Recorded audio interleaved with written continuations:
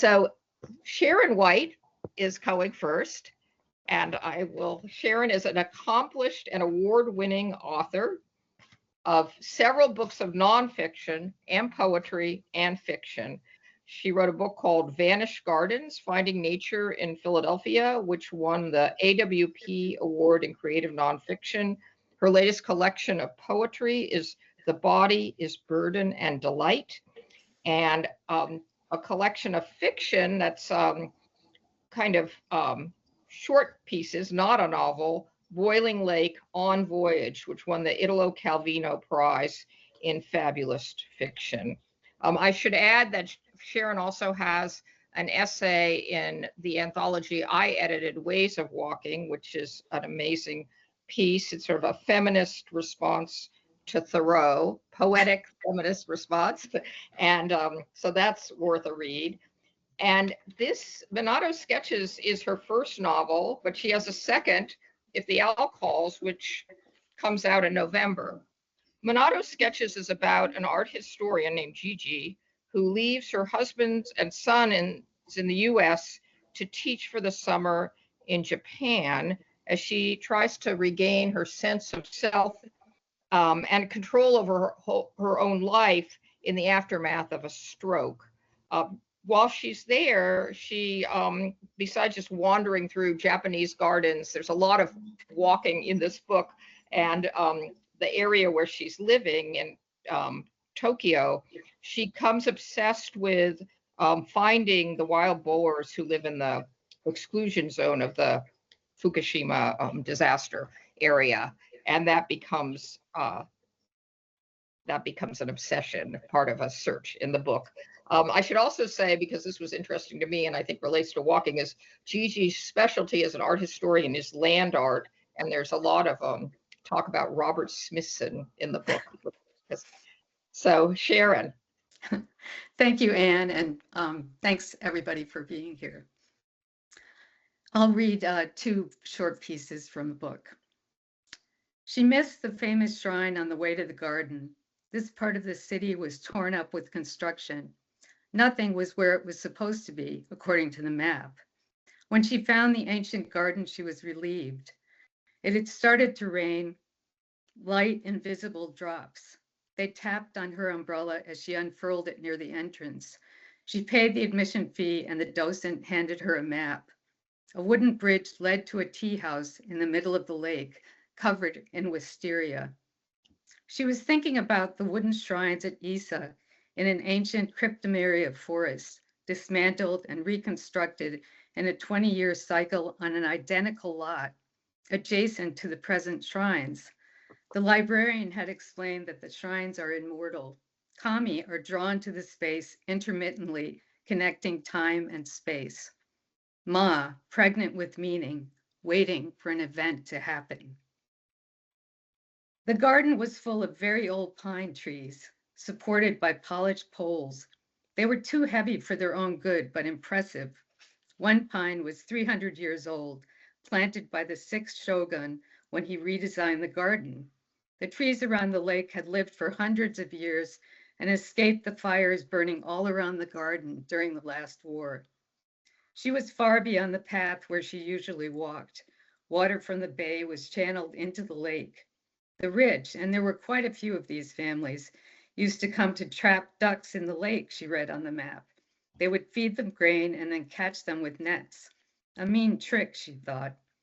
Now there were women and men dressed like warriors. They carried their bamboo bows and arrows in a long canvas bag slung on their shoulders. She walked slowly around the perimeter of the garden until she got to a mound covered with grass near the place where the river met the bay. This was a grave to console the spirits of the ducks who'd died. She was surprised to see the student who'd blocked her way on the stairs. He was sitting on a bench looking out at the water. It was weird. She saw him pick up something small and dark and hold it to the side of his head. Was it a gun? She walked quickly closer to him and was about to call out when he turned and she could see it was a pair of binoculars. The rain had stopped and the sun was breaking through the clouds. She would never have imagined he would come here. She waved at him and he put the binoculars down and nodded his head. She walked toward him. He patted the bench and she sat down. Have you seen the white heron? She asked. Not yet. Soon, probably. Sometimes he's like clockwork. I'm sorry I was an idiot the other day. You scared me a bit, but I've had worse, she said and smiled. I'm Gigi. Mike.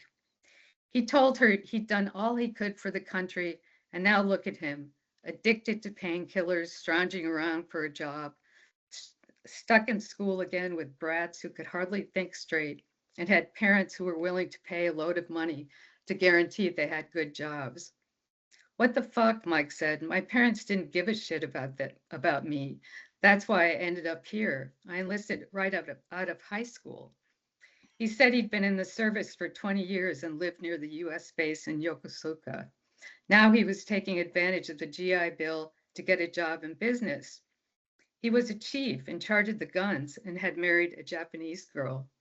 And you know what they're like. She wants to fit in even though she's married to a gaijin. She wants to have kids, but I'm not sure. Who wants to have kids in this world? He'd grown up in Iowa right on a cornfield and he was probably filled with chemicals from all the spraying they did. He couldn't smell ammonia without thinking of miles and miles of fields drenched with fertilizer.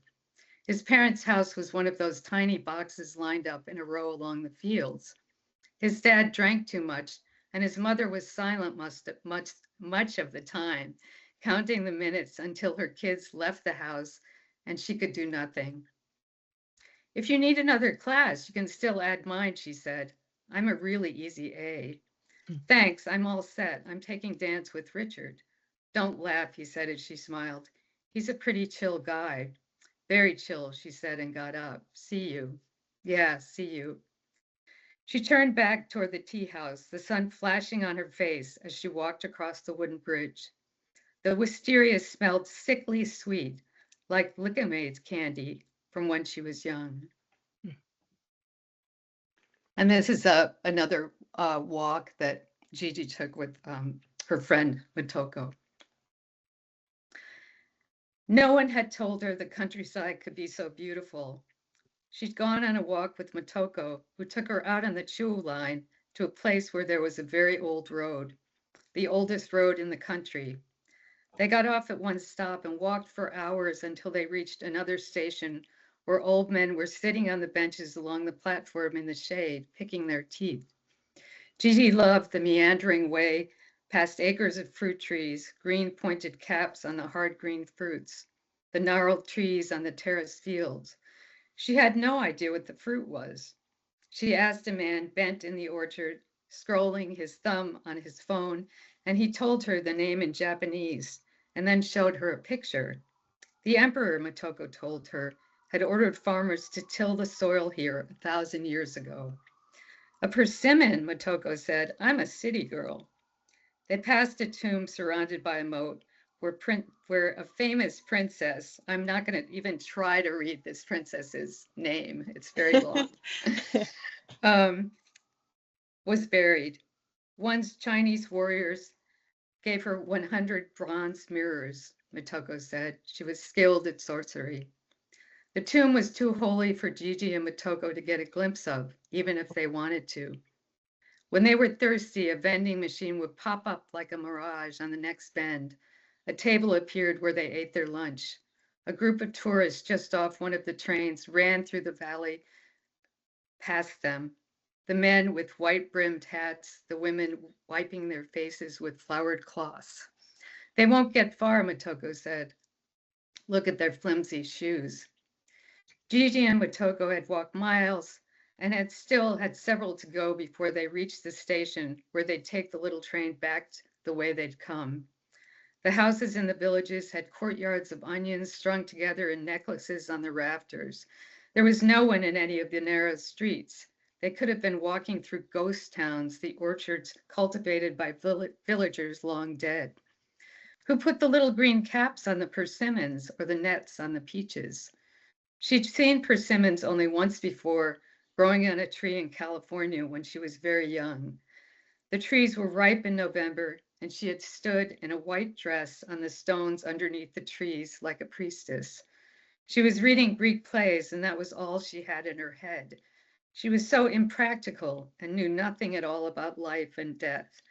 She'd left her dog in a house in the valley, and there she was in the mountains. Why did days like that come back so easily when words seemed to leave her like old friends, too busy to pay much attention to her anymore? Thank you. Thank you so much, Sharon. I'm glad you read the two different walks. It gives you a flavor of the book. Really wonderful. So now we welcome Janice Steele. Janice Steele is the award-winning author of a previous novel, The Sound of Rabbits, and two story collections, Strange Attractors and The Decline of Pigeons. She has been honored with the Moth Short Story Prize and the Kajibi Macaron Prize, as well as an Illinois Arts Council Artist Fellowship Award. And this book, The Blue Door, I want to say is published by New Door Books, as well as her short story collection, Strange Attractors. And so Jan and I share that in common. New Door Books also published Ways of Walking, my anthology. And because of The Blue Door, New Door Books has been inspired to build a series on our two books that's called Walkabout Books. So are there any writers in this audience who are writing about walking? New Door Books is accepting submissions for that series. So Jan, you will can tell us a little bit about The Blue Door. I'll let you talk about flow and the context. Thank you so much, Anne. Thanks to you and Babak for hosting us and for everyone for being here today. I'm excited to be talking with you, Sharon, about our books, which I feel like have so much, there's such a great conversation that goes on between the two.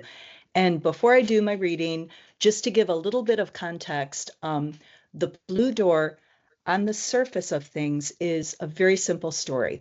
There's a woman named Flo. She goes for a long walk to find her missing dog, who's named Dog. But what's going on under the surface is a little bit more complicated. Couple things. First of all, before the book opens, her best friend and kind of emotional touchstone, a pastor named Sunby, has died of cancer. And on the morning that the book opens, she gets a letter, a card from her adult daughter named Teddy, and Teddy's going to be coming for a visit. And this has some complications for Flo because 10 years prior, Teddy, at 14 years old, committed a horrendous crime and went to juvenile detention. She's out now. She's reconnecting with her mom, but Flo is kind of processing all these things as she's looking for her missing dog, issues of loss, of her own identity, hopefully redemption. And running through her mind also is a fairy tale that her mom used to tell her when she was a girl. And so in my reading today, just to give you a little bit of context, I'm going to invite us all on part of Flo's walk, and then I'll also read a short excerpt from the fairy tale that she loves so much. So here we go. The blocks that surround the house where Flo lives now are blasted with light. The homes here aren't built for lifetimes. They might not even last one. Well lived. Flo's neighborhood is humble, and this humility suited her when she came upon it and decided to settle. That was some 3 years ago now, Flo's car engine banging so alarmingly that the decision to stay put was made for her. Plus, there was something reassuring about this town. It had been home to the Pied Piper once upon a time. A serial killer, but the town had survived, and there was this. Someone here had done things far worse than Teddy had ever done.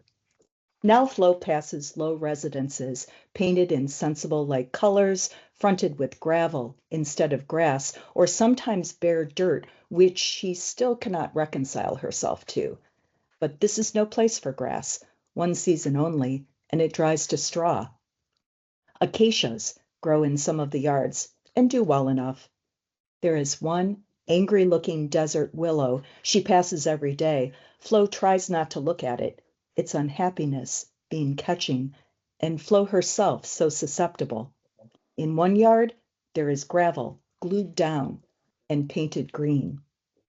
Flo passes between two adobe pillars that mark the neighborhood. Cactus Glen, the pillars proclaim. She turns onto a sidewalk that follows the four-lane strode like an afterthought. Now there are a few churches, the big box kind, the ones that stayed open for in-person services, even during COVID or through most of it anyway. Flo wasn't here yet when the pandemic hit. She was still in juvie land, but she's heard from B is her friend, about how things were. Most of the churches have a little food pantry out front, cabinets with glass front doors, always set on a post, and sometimes fitted with a shingled roof. Before COVID, these structures held books for sharing, B said, and during COVID, they held non-perishables. They still do. Leave something if you can, take what you need, the signs say. Flo sometimes gets her peanut butter here. If there is ever rice, Flo takes it for mixing into the animal's food. One outstanding day, there were 2 packets of the jam cookies B likes, and Flo took them both to surprise her friend. B was surprised and happy, though the cookies were only there the once. Flo pauses at the improvised food pantry in front of a church that has the square windowless dimensions of a mausoleum. She's hungry. Flo made the muffin for B, but forgot to eat anything herself, just that bit of pear. This particular little library food pantry is shaped like a church, of course. It even has a steeple. Flo moves closer, peers through the glass. Today, there are 1 bag of flour, a jar of olives, a loaf of bread. The bread looks dense and thick with seeds. Flo opens the pantry door.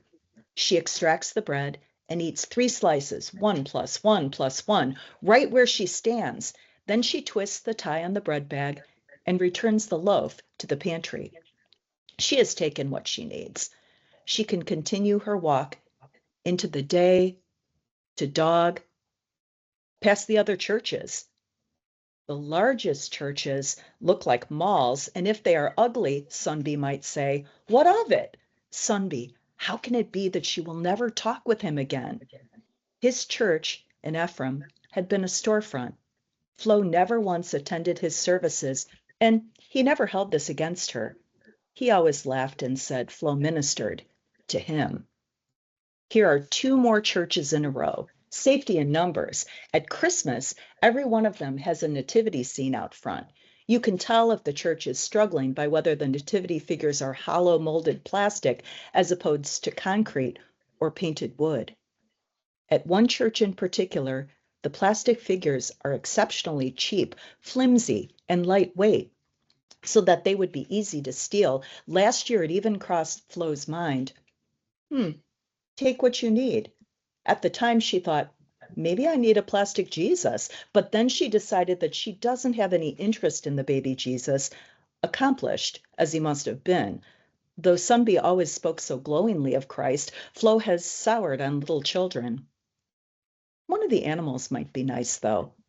Flo thinks this now, although it's April, the nativity figures burrowed away in some hallowed corner until the season arrives again. Flo remembers the plastic molded donkey that the church puts out every year. He has a winning look to him, his face being like dogs, sincere.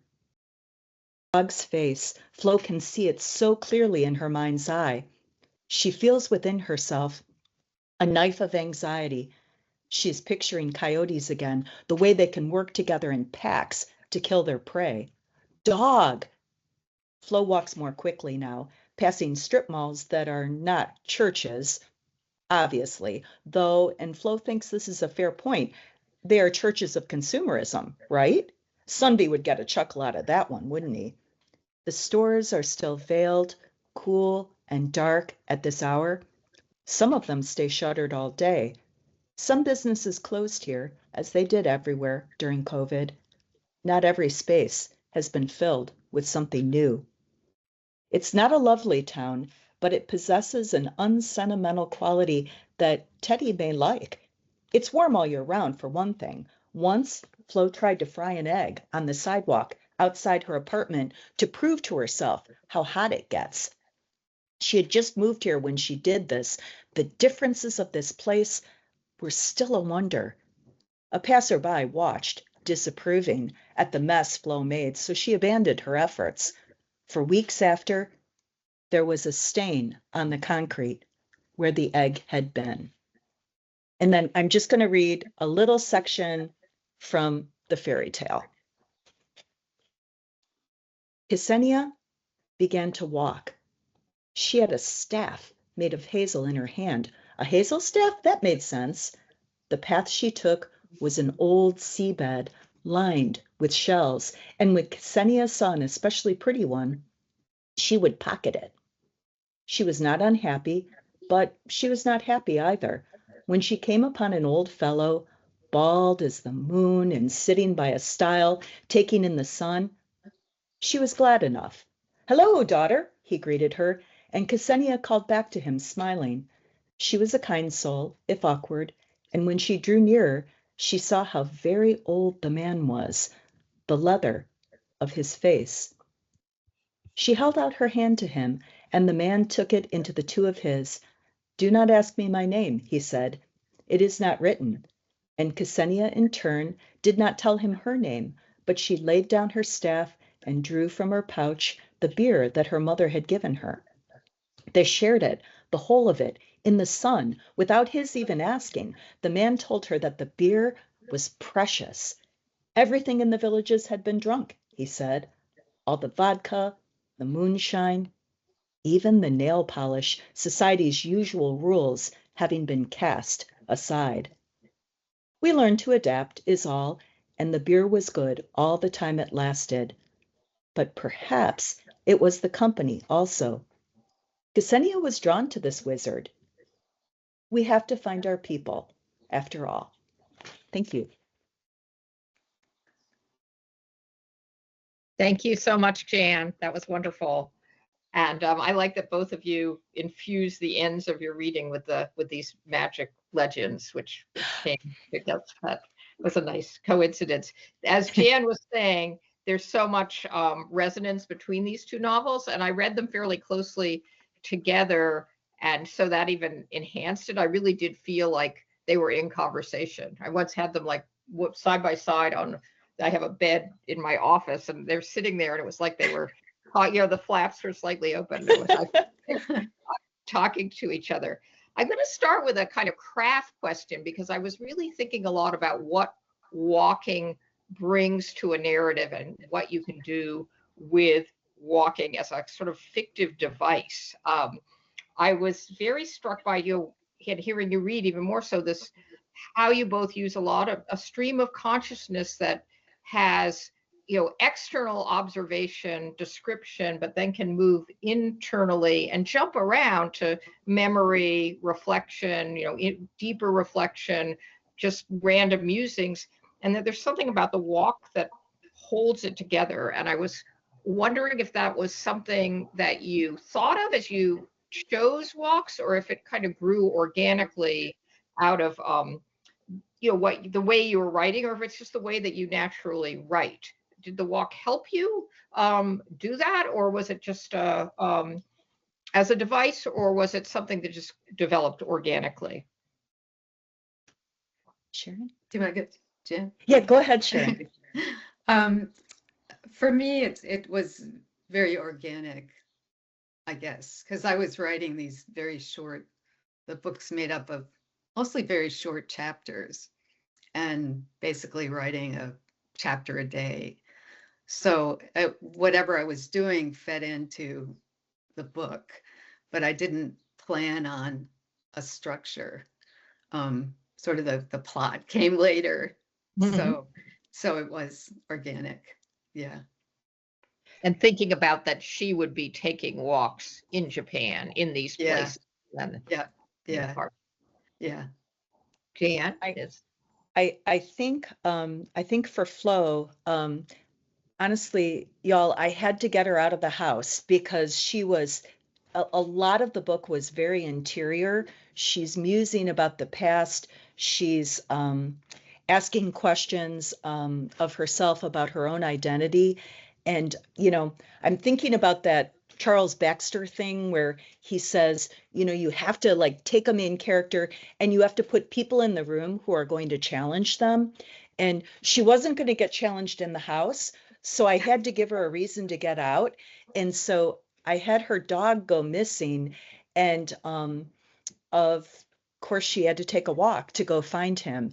And that moved the narrative along for me and also put into her path various characters. And Sharon, I think you have the same situation. Gigi runs into all these characters who either challenge her or uplift her or make her see herself in a different way. And it's the same with Flo. And I and it's probably no coincidence she went for a walk as opposed to jumping in her car because like you all, I love to walk and I do some of my best thinking when I'm doing so. Yeah, that's interesting. She didn't think of going chasing the dog in a car. That'd be a journey foot. I was thinking too about how both these characters are in, I guess, what I would call a sort of self-imposed exile. And I was wondering, are you thinking of them as fleeing something or searching for something, moving away, running away, or going towards something, or a little bit of both? Jan, why don't you start? I think in this case, and you served that up so nicely for me, I think it's a little bit of both. She's fleeing her past and the painful history. And I may as well tell y'all what Teddy did 10 years ago is she, in an impulsive act, she murders her teacher. And so Flo is still 10 years later dealing with the ramifications of that and what that means for her as a mother, what that means for her daughter. And so in the aftermath, you find out as you're reading The Blue Door, Teddy goes to juvenile detention because of her age. After Teddy gets out, mother and daughter live together for a very brief time. And then they both it's like, the diaspora, they both kind of break away and are wandering the country. And so Flo, in a way, she's fleeing what happened. She tries on all these different identities when she goes to these different places because no one knows who she is. But when she settles in the American Southwest because her car breaks down, at that point, at one point, Teddy says in a letter, wherever you go, you're still there. And that's kind of what Flo's confronting on this walk is, you can run or walk as fast as you wish, but who you are always follows like a shadow. So she's coming to terms with that in this book. Thanks. Sharon? Yeah, actually, what Gigi's doing is exactly what you just described. She's trying to escape who people see her as, a victim, someone who's been sick. And it's very hard to get out of that persona when she's in the place where she's lived most of her life. So going somewhere new, she can become anyone. She doesn't care. Although she carries the problems that she's had, it's completely different, and people don't see her that way anymore. And then she realizes that her problems, as you go through the book, as you said, and she realizes, and Jan too, that there are all these other people who have the same, very different problems, but same kinds of challenges. Yeah. Yeah, so there's a liberation for her of kind of remaking herself. And I guess the other thing that's interesting about your book, Sharon, is that Gigi, I mean, even though it sounds she's going to this exotic place, but she also had it's a part of her past as well. She lived it, she had a sort of love affair in Japan when she was young. And that's, so that sort of those memories are rekindled and are part of her experience there away from her family. So there is a tie. And I guess my next question is about that tie to place. A lot of my work, I think about how do you write about relationships with place, and walking, I feel, is one way that we develop relationships with place. But I was interested in this idea of, being a stranger in the place that you live or that you've chosen to live or that you're in exile. And does moving through it lead to a sense of belonging, or does it reinforce the strangeness and alienation, make these characters feel more apart or more different? Jan, you want to go with that Oh, one? oh, sure, sure. I love that question. Place has always been really interesting to me. Some of the writers who I very much admire, like Faulkner or Eudora Welty, place is a character in and of itself. And I did choose the location where Flo lives with some mindfulness. I chose a desert location because I thought it mirrored sort of metaphorically where Flo is at. Oh my gosh, y'all, I love the desert. I think it's so beautiful. And one of the things that has always struck me is how the animals and plants that live there, they have had to adapt to not just survive, but thrive. And I thought that was a really good parallel to where Flo's at. She's trying to adapt to survive or thrive. And you get to the heart of something that's so interesting to me just about life, is how two opposites, the yin and the yang, can exist together. On the one hand, Flo likes being anonymous, and she still kind of is. She's lived in this place for 3 years. She has one good friend. She knows some of her neighbors. She works at an upscale grocery store. She knows some of the customers, the clientele there, and even encounters them on this day that the book takes place.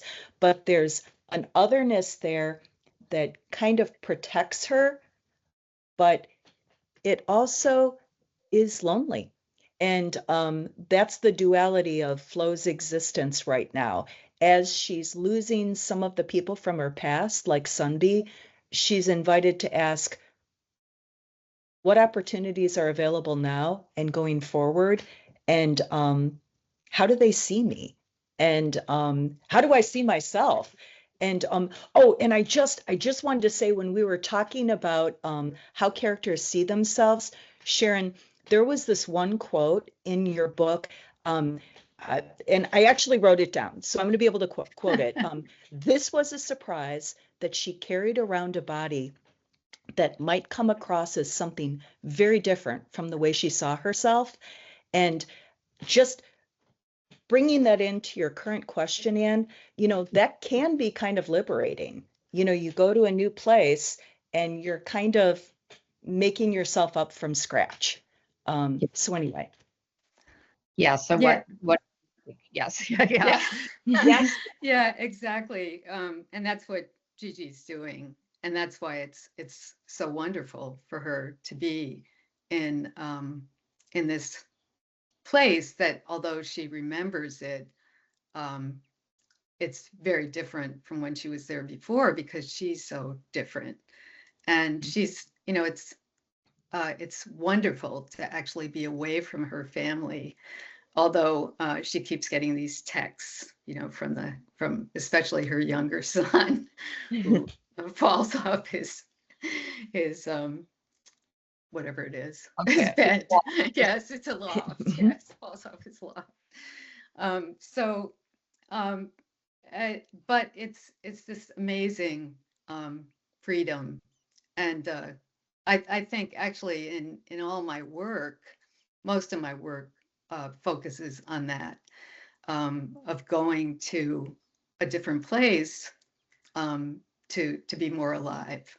You know, I Mm. feel like in my life, that's what I've tended to do, is So, go to a different place to walk and be mhm. alive.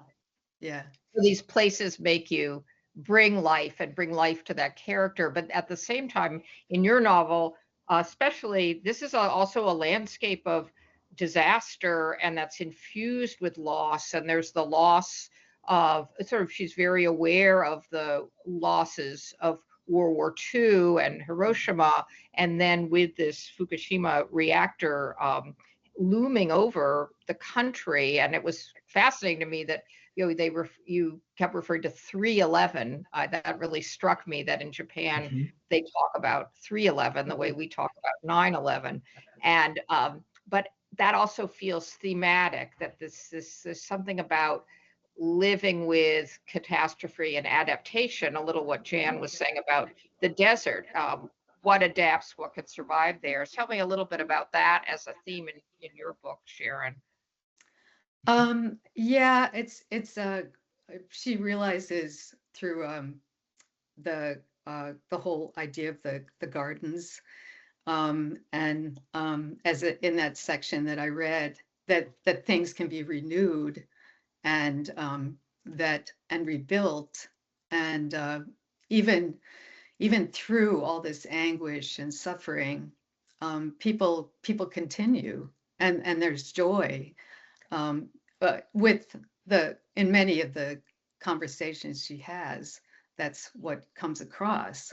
So even though she's not exactly the same person she was before, she still has this joy that she feels, which comes across in her conversations with Motoko, who is sort of a teacher for her about some of the things she's really naive about. So I think that, yeah, there is this sense that there's this tragedy, but then there's also renewal and joy. Yeah, that comes as a surprise, and I think as a surprise to Flo too, that she's not realizing that that's what's going to happen. There's a great line of Sharon's that was, I also, there were like there are things that sort of jump out as almost aphoristic in your prose. And one was the one I wrote was, but the more she learned about the disaster, the more she thought it was important to understand that kind of loss. And I felt like walking through a landscape of loss became a journey. And one of the things I was thinking was that it's almost Dante-esque. It's like both women are in midlife, and they've gone through hell, and this is the purgatorio. That was what I was realizing. There's something about the journey. I don't know what you think about that observation, but it was just striking that this is which is kind of dealing with loss and moving toward light, but having to shed a lot at the same time that you gain. So that was a thought I had. The other thing, when going back to a point that Jan had made earlier, was I thought a lot about in both these books about does this fine line between loneliness and solitude, and what loneliness, how what's the difference between them, and how one is solitude can sustain you, but loneliness feels very lonely, and you need to experience loneliness in order to sort of reap the benefits of solitude. So I'm curious what you think and what your characters would think about that. I am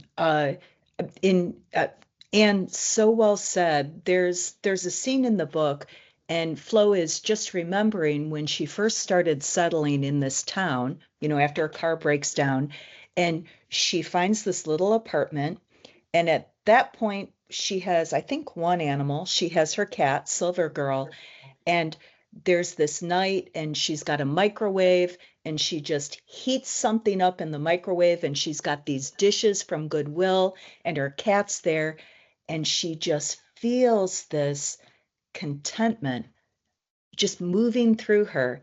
She's alone, but she's not lonely. She's satisfied.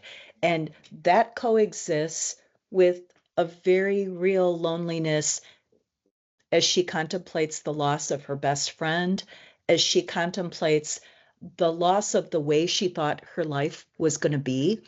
And I do think, more and more, y'all, I'm so fascinated by how these, again, I'm kind of repeating myself, but how these two opposites can exist in the same vessel, the same human, and kind of talk to each other. Yeah, I think that both your books have that. And I feel like walking, to me, there's this idea that walking has something to do with reconciling those opposites. Sharon, 100%. Yeah.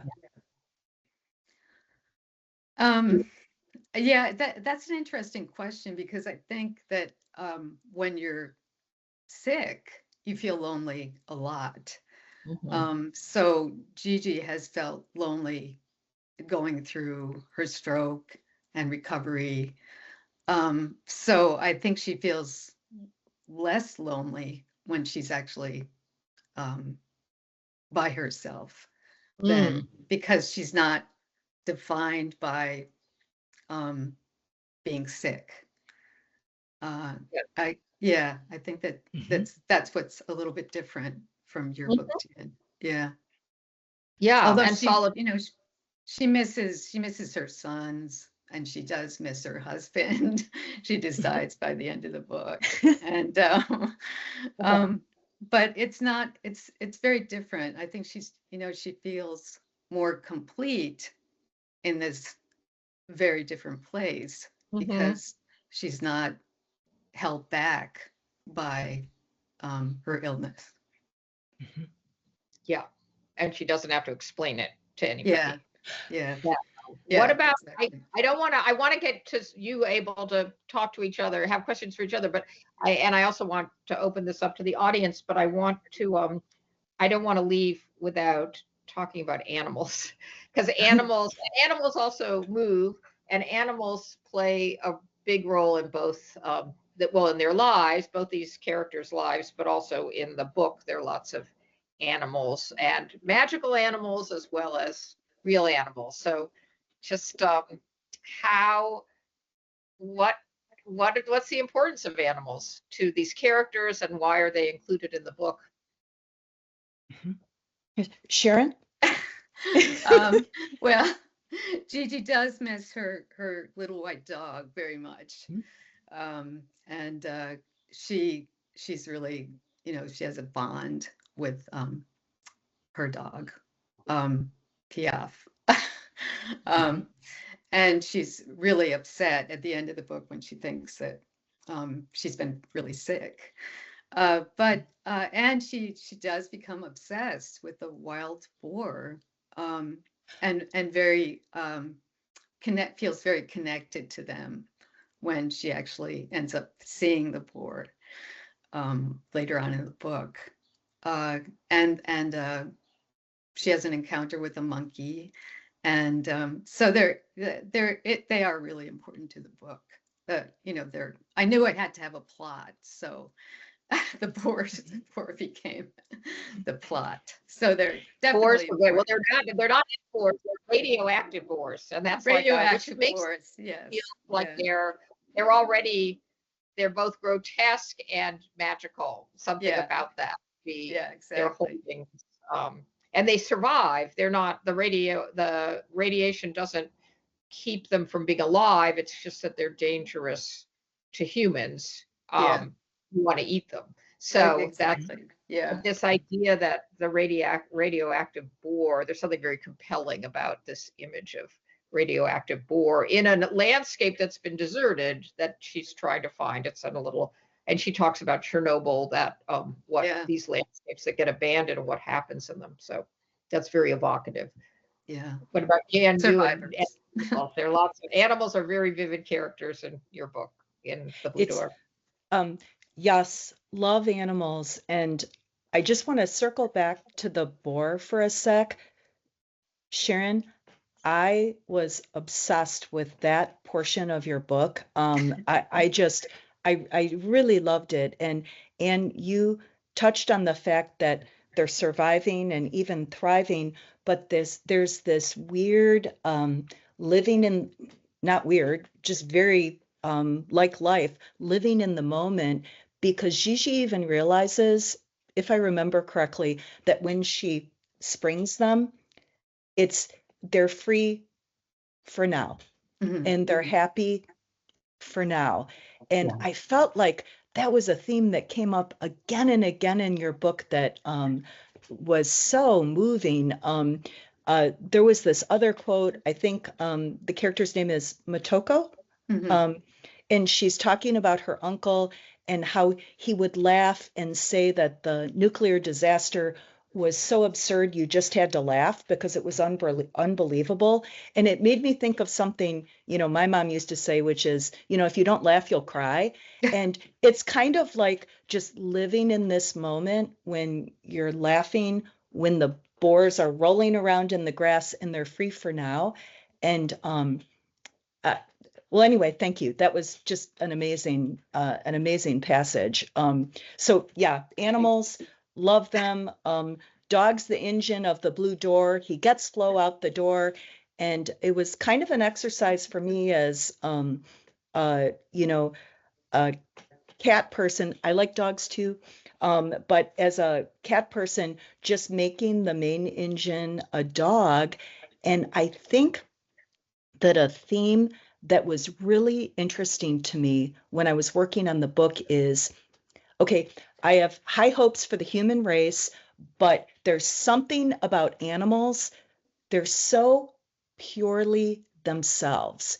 When they do something, like if a boar is going to run up and, gore you or bite you or whatever, it's in a very protective, they're just being a boar. They're not doing it because they're petty or, passive aggressive or anything like that. They're embracing their boarness.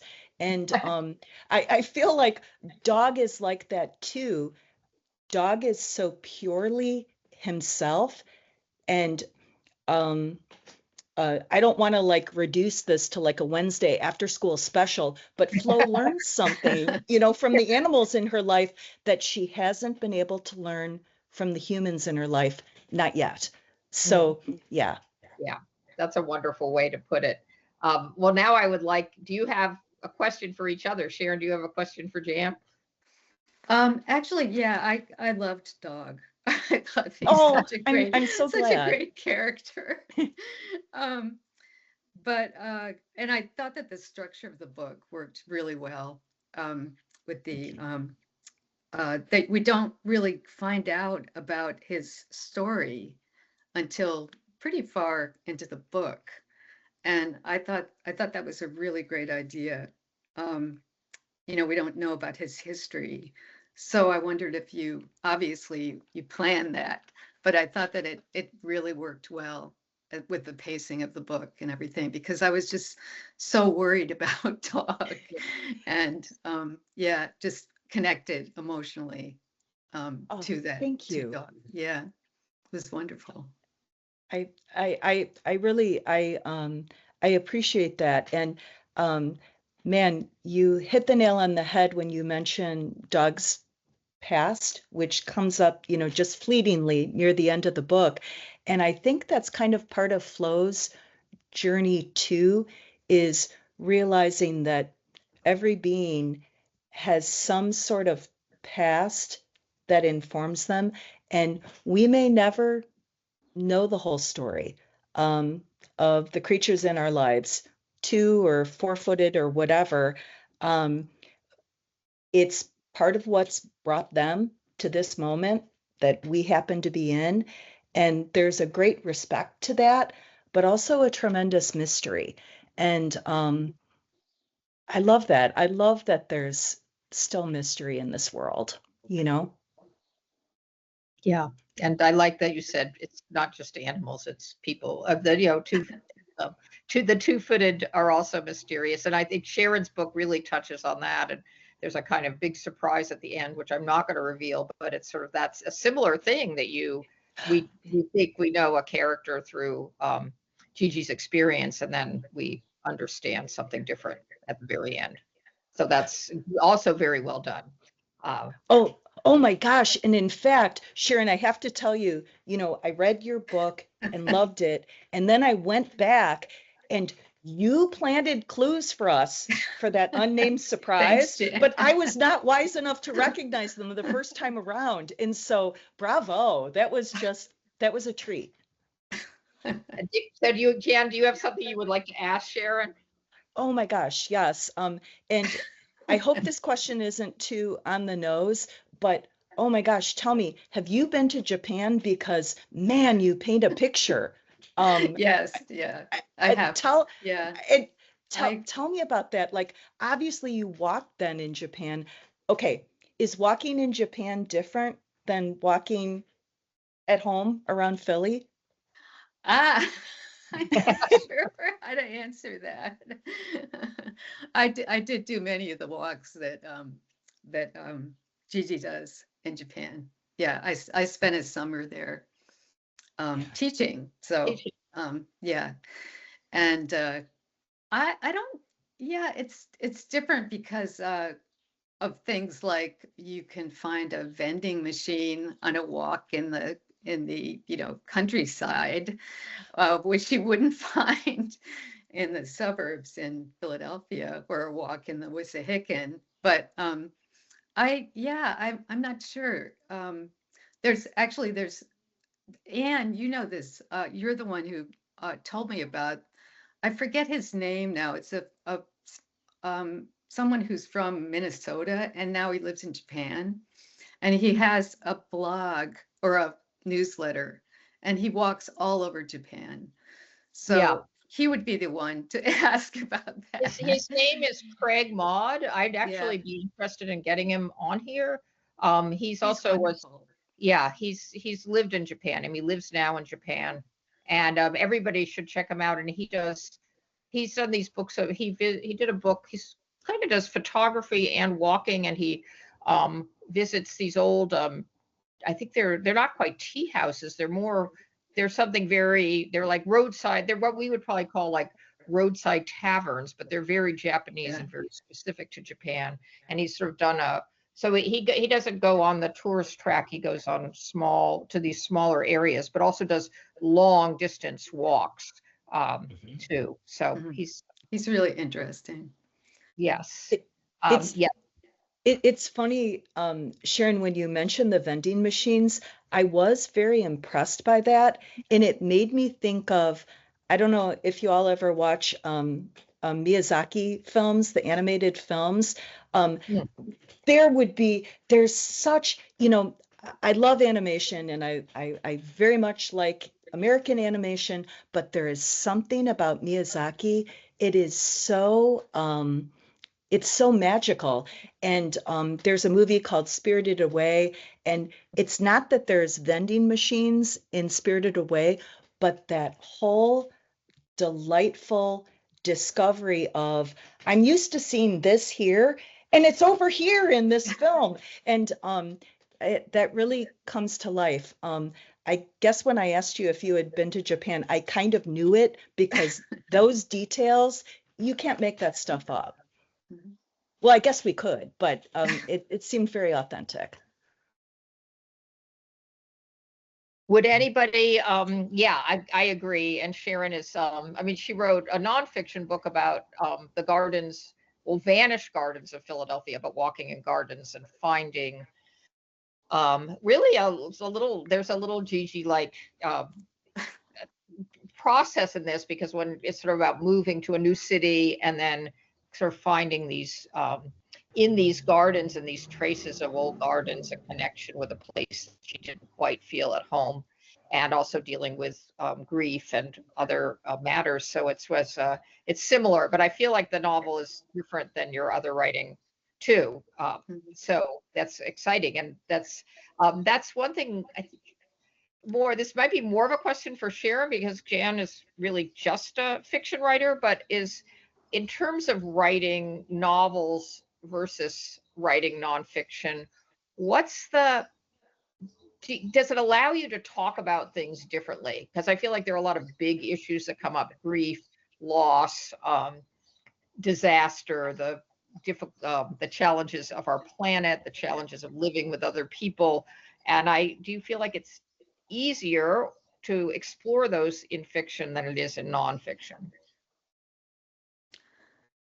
Yeah, I think you're right. I hadn't thought of it like that, but I'm trying to write a nonfiction book right now about a painter in a Castleberg, and I'm having a really hard time after writing Minato sketches, because although it came out before the other if the owl calls, it's the last long project that I wrote.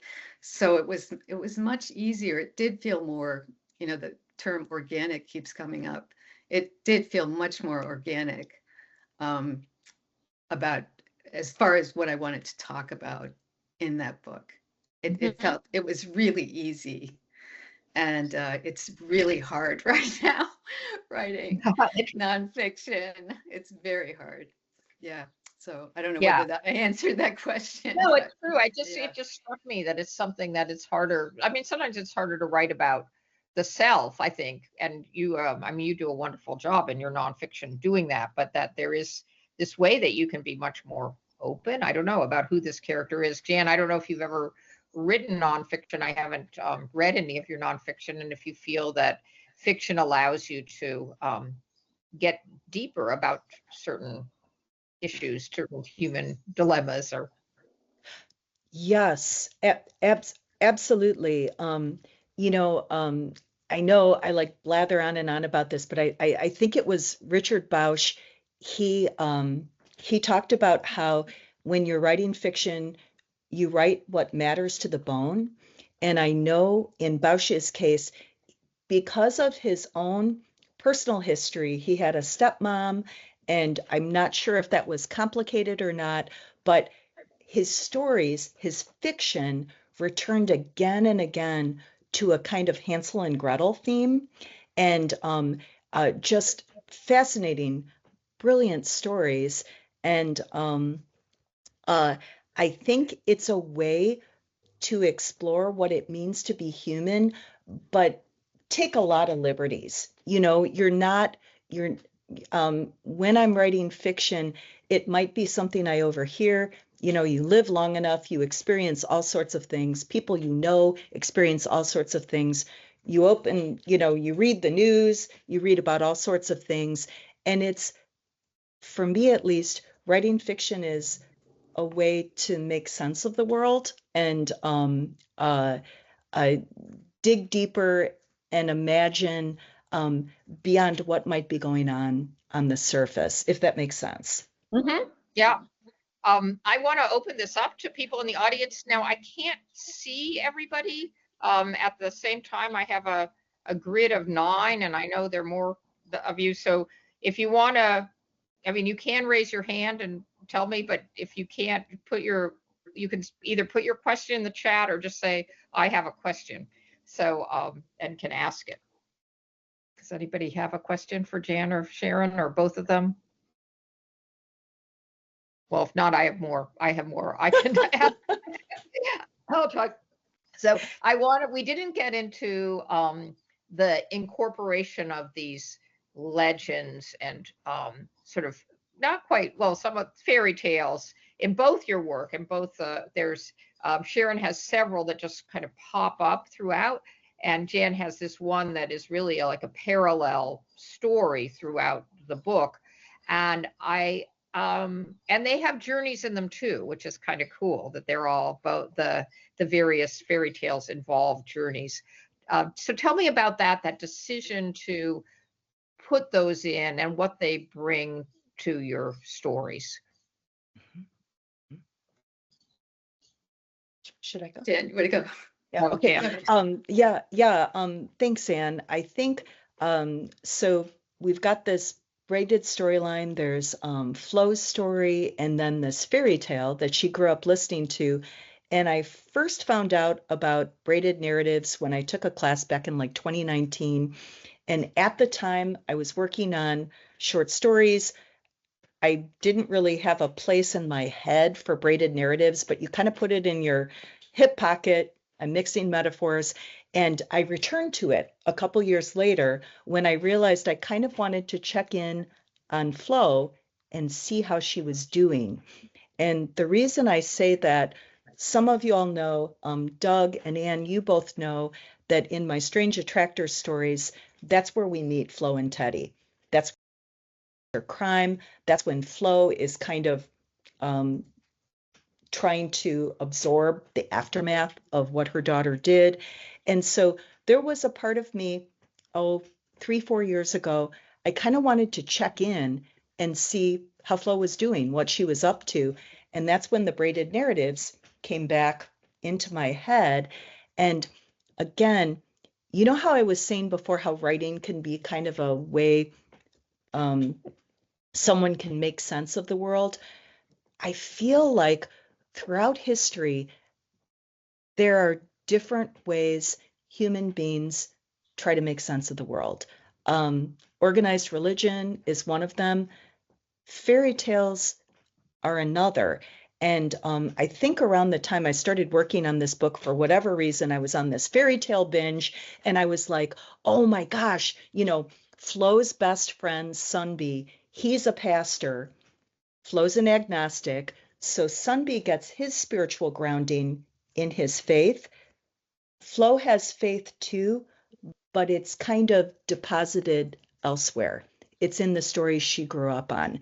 And then this is where it gets so crazy, though, because there are some interesting parallels between organized religion and fairy tales, like the number 3, themes of transformation. Those parallels were really interesting to me. And so when I decided I was going to give Flo this fairy tale, I thought, you know what? There's going to be a pretty good conversation going on. There's going to be a lot for these 2 storylines to talk about. Yeah, and it works really well, but that's really interesting. Thank you. What about, so Sharon, you have yours are kind of come throughout and sort of flow in with these thoughts, but what?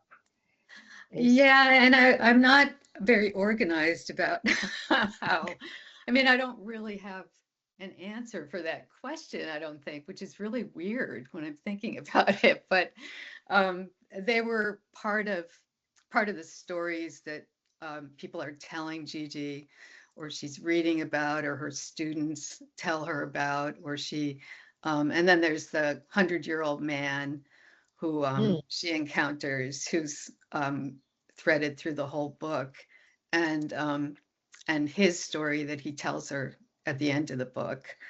Yeah. So it just seems like it's part of the whole fabric of where she is, the fabric of Tokyo, and also how she tells herself stories, and the kind of stories she's been involved in as far as the thinking about art, as you said, Smithson. Oh, right. And the his installations that are involve mirrors. So there's this idea about mirrors and the stories and our own stories. So I think it's part of the fabric of the book. I love the way of looking at that.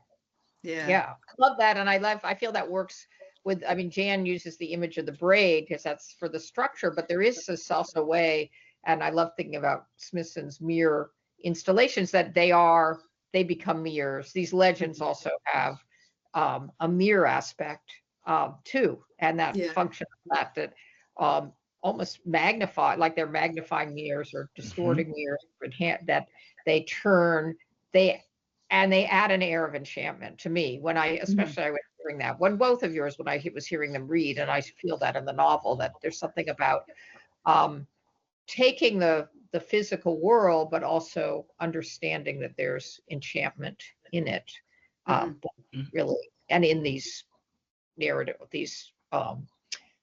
these narrative structures that are more fabulous as part of that. So we have a question. Well, first is one from Molly saying, are your books available internationally? Molly is in Australia, so it has a need to know. I think so. Yeah, I think that you I know that Bookshop does Bookshop. I'm not sure. I know that mine is it's also an ebook. So that's a possibility. I don't know whether the distributor distributes internationally. I don't know. Doug, you'd know about this. How does that work as far as distribution in general, with books from the United States? I think if they are on Amazon, they can be ordered anywhere. On Amazon. Okay. Yeah, it's I definitely mean, on Amazon. bookshop.org probably works the same way, but Yeah, that's what I was thinking. Yeah. And just in my experience, I have a really good friend who lives in Iceland, and she just ordered the Blue Door, I think, through Barnes and Noble's online site. So lots of different ways. Yeah. But we have Kathleen living in Alberta.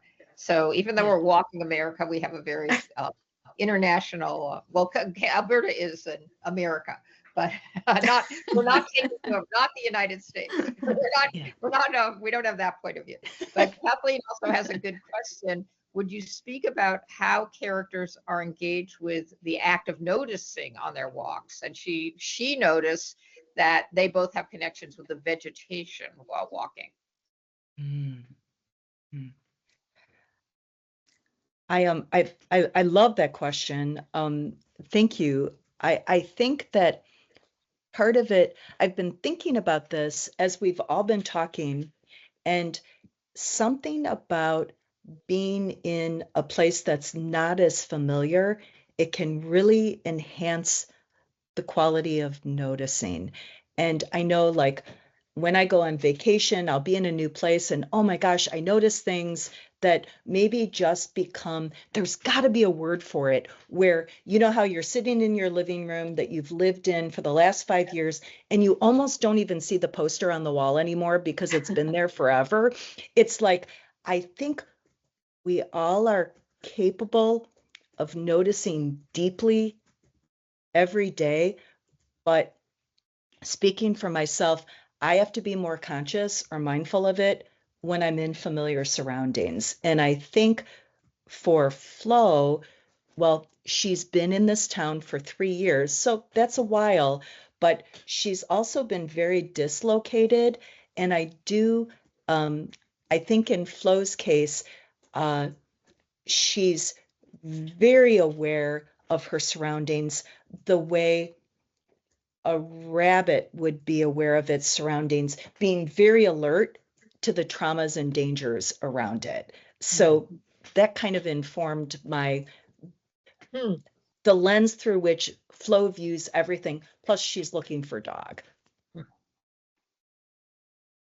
Yeah, I mean, Gigi is the same way in that she's been held back by having to work so hard to get back to the state where she was the person she thought she was, as the person who was so aware, so visual, and this whole idea of gardens is something that she's really connected to, and so even the tiny details of having the garden on her balcony in another part of the book, we learn that she's cultivating. So I think it's you're right that she's very aware of what's growing around her, what vegetation is alive, and how she can bring that into her life so she feels more alive. And for her, go ahead. And what were you going to say, Anne? Oh, I was just saying that I'm also that here, there's that, it's related to what Jan was saying about being in a new place as opposed to familiar, but it's like a curiosity gets kindled in Gigi, especially. Yeah.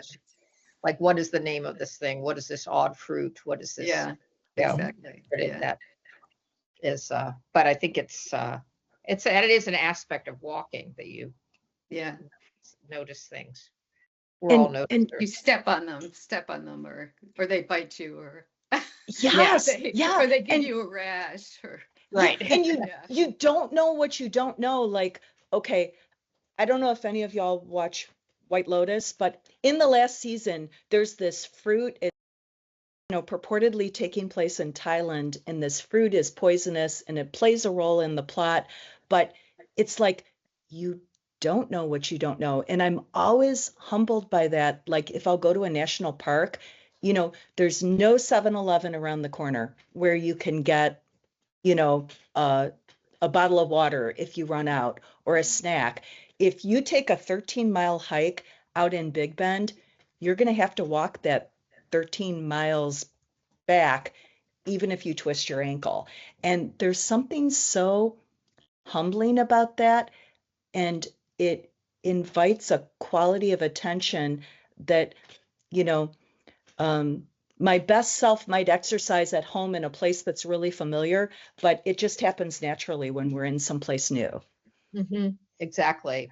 Well, we have a good question here from Lewis about sort of the act of writing and the relationship between writing and walking.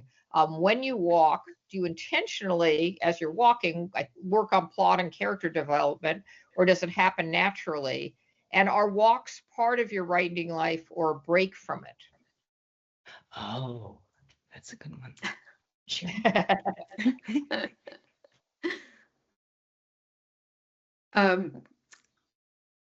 I think that the walks are both a part and a break, and that I often have ideas for something that I'm working on as I'm walking.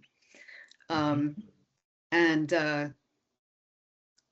like today, I wasn't walking because, but I was gardening along the side of my house. And as I said, I've been having a really hard time with this book that I'm writing. And I suddenly suddenly thought of a solution for how to structure the book, because I've been tangling with that. And it did have something to do with place, and the places where the houses where Anna Castleberg lived. And it seemed to make everything fall into place and fall into a better structure than the one I had. So I think that that's how walking works. And it's also, the other reason why I like it is that you don't think about anything. I don't think about anything. Often when I'm walking, I'll just look at things, smell things, and it's really a relief from trying to write, trying to work. It's Sharon, 100%.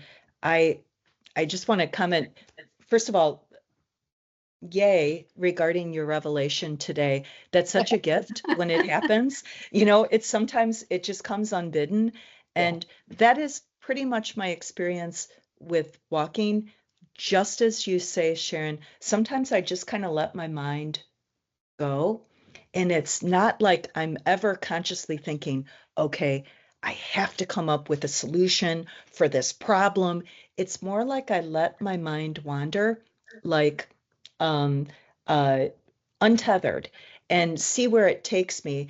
And I take the pressure off. I never will say when I go on a walk, okay, when I come back, I'm going to have a solution to this problem that I'm wrestling with on this story.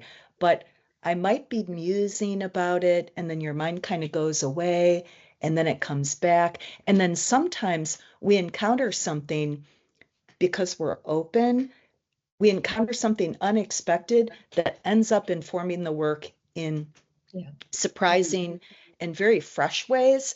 Because, like if I sit down at the desk and I'm like, okay, I have to like figure out this problem, you know what the solution's going to be? The easiest, the low-hanging fruit, the stuff that anybody would think of, and the reader will be bored and I'll be bored and we'll all be sad. So walks help me, open up to that next level, that next unexpected discovery. And I will say swimming does that for me too, but maybe it's just that movement. Yeah. Movement, gardening, swimming, that move, getting out and not being in the thinking, not being in the, that you kind of release yourself. That happens to me too. I think Lewis, it's kind of, I mean, you probably have the same experience that you get out and you're forgetting, you're not running away from it, but it's sort of like you're just getting it. Maybe it feels like a break, but the work is still with you and is flowing through you as you move.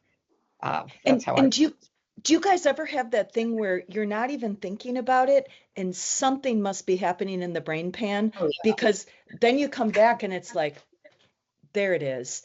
And, I wish I could make that happen all the time, but when it does, it's nice. Mm-hmm. We have one other question from Stacy. Your characters both seem to have agency when they walk, but are more fearful? Are they more fearful when they are indoors? And why might that be?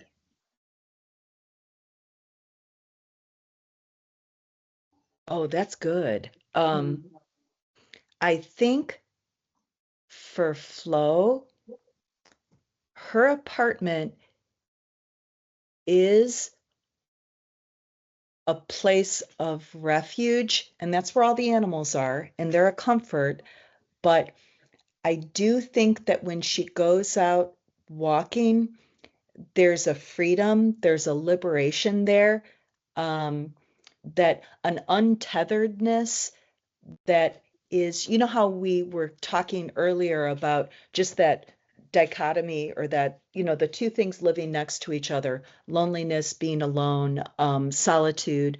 I think that for Flo, she needs that agency of getting out there as a balance to the rootedness of her home life. And it is rooted. As much as she might like to deny that she's ever going to create roots again after what happened, oh my gosh, I don't know if it's possible to stay in a place and not develop roots of some kind.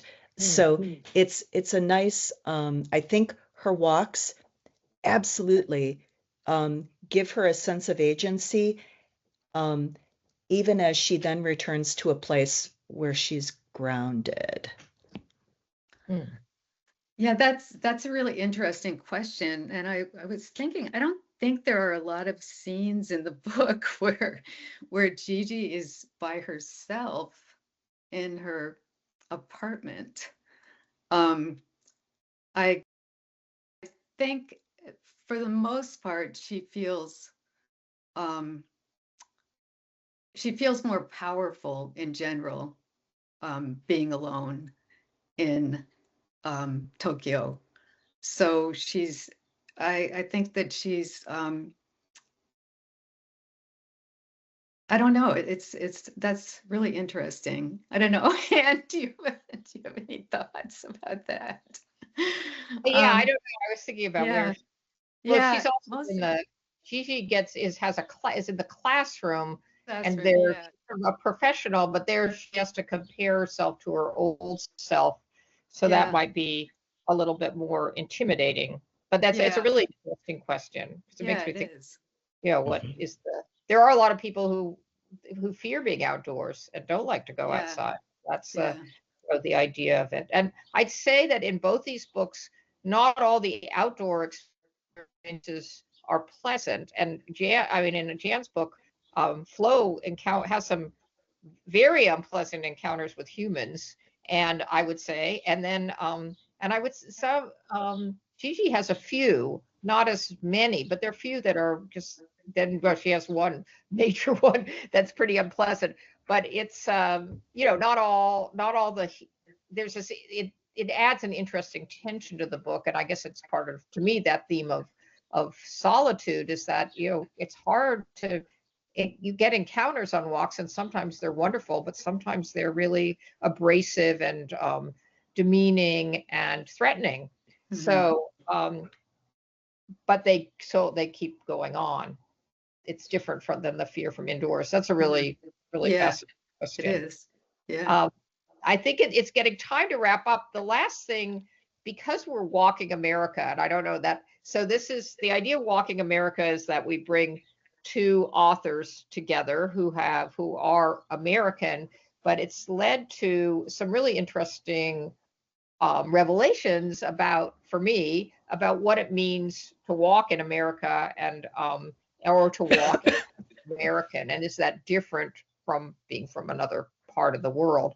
So given that we have one book that's actually set in Japan, and another that feels like it's set in a very American environment of, shopping malls, strip malls, roads where it's hard to walk on, and dealing with automobiles, which has been a theme that comes up in the fiction and in the nonfiction that we've been reading. I'm just curious what makes each of your books American.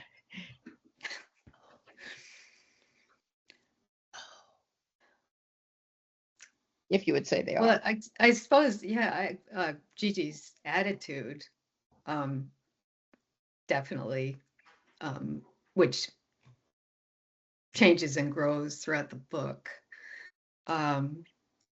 She definitely has an American attitude as far as where she is. Yeah, how would you define that? Like, what is an American attitude? Well, she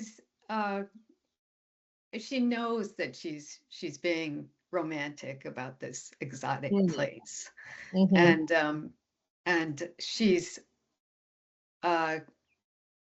surprised by some of the things that seem to be exotic but aren't. I feel like her sense of space might be American too, and her sense of like seeing the persimmons being in such a weird coddled state, if you want. So yeah, I think she's her attitude somehow is whatever American means now. Yeah. Jan.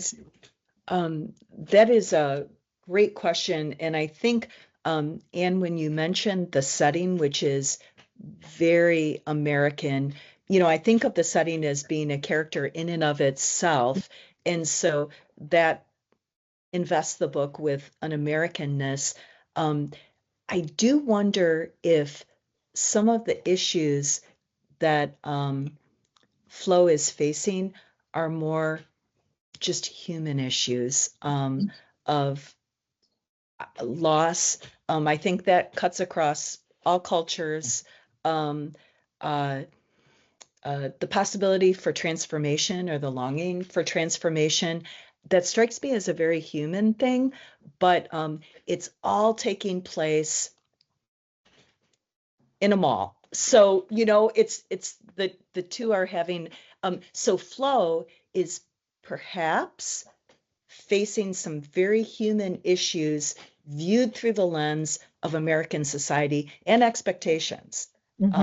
So yeah, thank you. That's really great. I was also thinking a little bit about even the impulse to be able to, get up and move from place to place, as Flo has done her whole life. And then with Gigi, it's interestingly where she lives in the US is kind of not ever specified. It's a little placeless because we don't know. But that, this idea that you can gotta get up, and there are a lot of expats in Sharon's book.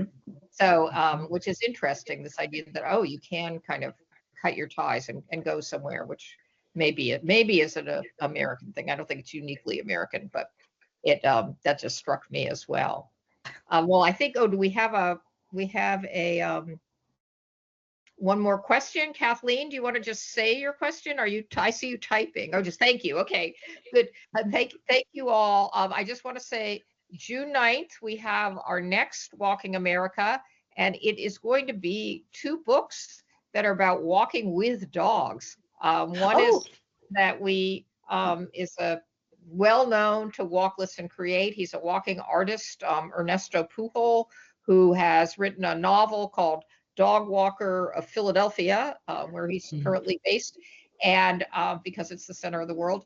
And we have And also far off in what is also the United States, we have Susan Schultz, who's written this, who's based in Hawaii, written this, her second series of little vignettes called Lilith Walks, and it's about walks she takes with her dog Lilith that are just little prose poem snapshots.